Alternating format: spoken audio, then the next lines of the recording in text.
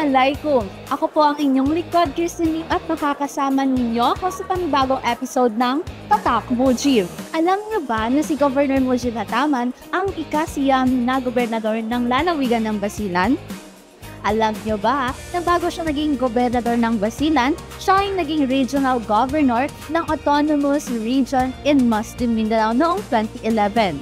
Tinaguriang People's Governor si Mujib Hataman hindi lamang dahil sa kanyang mga nagawa, kundi dahil sa tatlong malinaw na dahilan na nagugat sa kanyang pamumuno at malasakit sa mga Basileño. Una, tinawag siyang People's Governor dahil sa kanyang malapit na ugnayan sa mga tao.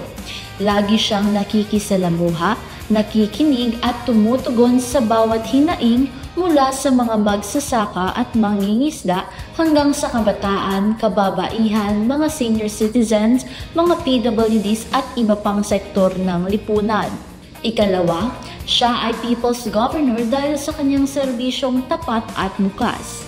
Hindi lamang siya nagsilbi bilang pinuno, kundi bilang tulay ng tiwala sa pagitan ng pamahalaan at mamamayan, isang malinaw na patunay na ang gobyerno ay dapat para sa tao at hindi para sa iilan. Ikatlo, tinawag siyang People's Governor dahil sa kanyang pangarap ng kapayapaan at kaunlaran para sa Basilan. Sa kanyang pamumuno, naging prioridad ang seguridad, edukasyon at kabuhayan, mga haliging nag-aangat ng antas ng pamumuhay ng bawat Basileño. At higit pa rito, tinawag niya ang provincial capital bilang People's Capital.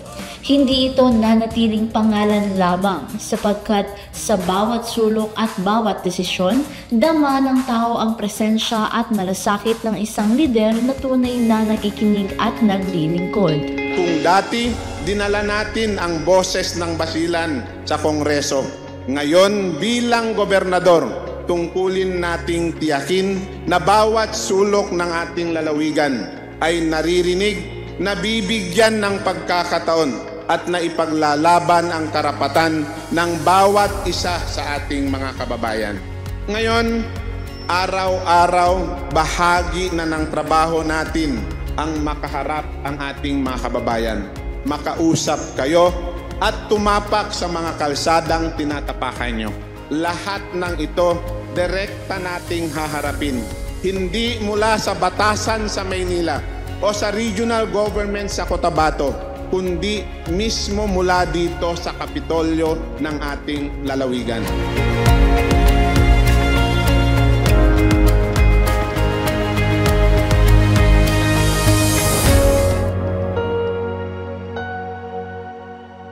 Mula nang maupo siya bilang gobernador, ang una niyang programa ay ang pagbibigay prioridad sa mga tao sa lahat ng bagay. Kaya naman inilunsad niya ang programang Usap Tayo Gold. Ano nga ba itong Usap Tayo Gob? Tara, samahan niyo kung alamin kung ano nga ba ito. Ang Usap Tayo Gob ay isang inisyatiba ni Governor Mujib Hataman na sinimulan niya noong Agosto 2025. Layunin ng programang ito na bigyang daan ang bukas at direktang talakayan sa pagitan ng pamahalaan at mga mamamayan kung saan maaaring ilapit ng bawat Basileño ang kanilang mga hinaing, suhestiyon at pangangailangan. Ngayon naman, samahan niyo kung alamin mula mismo sa ating gobernador kung ano nga ba itong konsepto ng kanyang Usap Tayo Gob. Tara!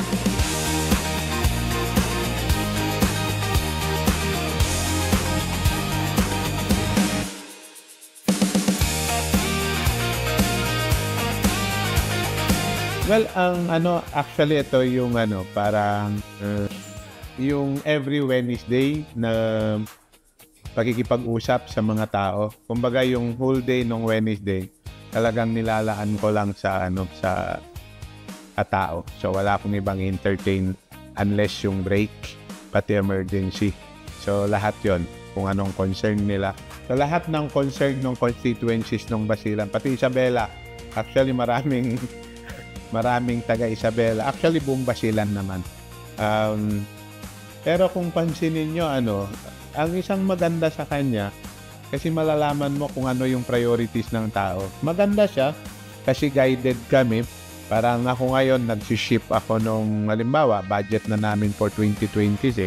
So alam ko na kung saan ko ilalagay yung pondo for 2026.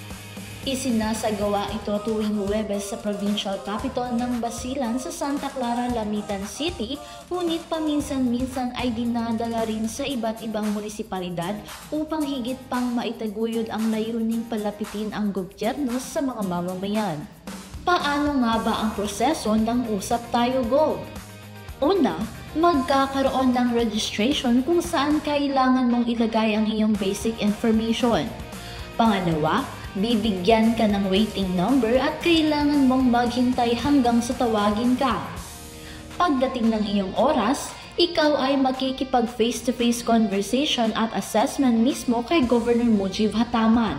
Pagkatapos ng inyong pag-uusap, si Governor Mujib Hataman mismo ang magre-rekomenda sa mga kaukulang ahensya o opisina kung anong uri ng tulong ang iyong kinakailangan. Mula rito, ang tamang ahensya ang magsasagawa ng assessment upang matukoy kung anong assistance ang maaari nilang ibigay sa iyo. So far po, itong Usap Tayo Gov natin, ang dami-dami na po natin natutulungan or na-assist. Tapos, ang nasa-serve namin mga sa isang araw na during one day ng activity na Usap Tayo Gov na sa mga 100 plus na client po. From IPHO Basilan po, nagbibigay po kami ng libreng konsultasyon at libreng gamot para sa mga nangangailangang pasyente. So ang serbisyo po na binibigay namin ngayon ay ang pag-assess po ng mga taong naapektuhan po ng mga sakuna. Katulad po ng mga baha at ang mga bagyo na natamaan po sila. At the same time po, meron din po kami dalawang serbisyo. Nag-aatid din po ng patient transport at saka cadaver transport po dito po sa Basilan. Dito nalalaman po natin ang concern ng ating mga livestock research hinggil sa kanilang pag-aalaga ng hayop. Paalala sa mga mag-a-avail ng services, huwag kalimutang magdala ng mga basic requirements tulad ng valid ID, birth certificate, certificate of indigency, medical abstract, at iba pa, depende sa serbisyong kailangan upang maging tuloy-tuloy at maayos ang processing ng inyong mga requests for assistance. Tapos kung pupunta ka rito, hindi ka na pwedeng bumalik. Antayin mo na lang na tawagan ka. So halimbawa, kung livelihood assistance, antayin mo yung day na tawagan ka para sa releasing ng cheque ng livelihood. So far, kahit walk-in, pwede namang pumunta. Yun lang, alas 8, punta na sila rito kasi usually mag-start kami 8:30. So kung meron concern, so sa day ng Usap Tayo, hindi lang yung particular na municipality kung saan andon kami, kahit yung mga karati munisipyo nila pwede nang. Ako po, nandito po ako na mahingi ng tulong na educational, assistant educational. Dagan kayong salamat Gob sa ingani nga sitwasyon nga tabang sa tanan, para sa tanan. Dagan kayong salamat.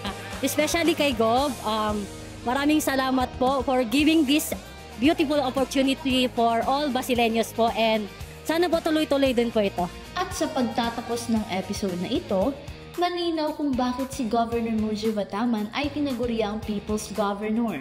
Hindi lang dahil sa mga programang tulad ng Usap Tayo Gov, kundi dahil sa kanyang malasakit at pagiging malapit sa tao.